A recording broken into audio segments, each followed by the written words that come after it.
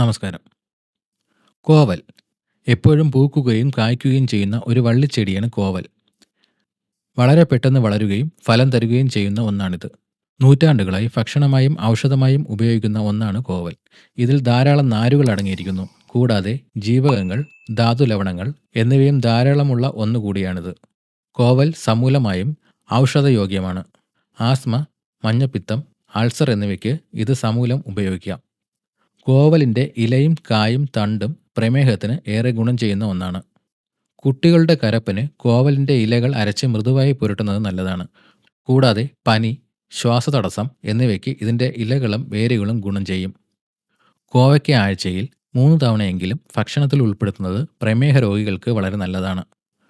കോവയ്ക്ക അരിഞ്ഞുണക്കിയ പൊടി ഒരു നേരം 2 ഗ്രാം വീതം ചൂടുവെള്ളത്തിൽ കുടിച്ചാൽ പ്രമേഹത്തിന് ആശ്വാസം കിട്ടും. കോവലിൻ്റെ ഇല വാട്ടിപ്പിഴിഞ്ഞ് പുരട്ടിയാൽ നീരിന് ശമനമുണ്ടാകും. കൂടാതെ വായിലുണ്ടാകുന്ന ചെറിയ കുരുക്കൾ പോകാൻ കോവയ്ക്ക പച്ചയ്ക്ക് ചവച്ച് കഴിക്കുന്നത് ഏറെ നല്ലതാണ്.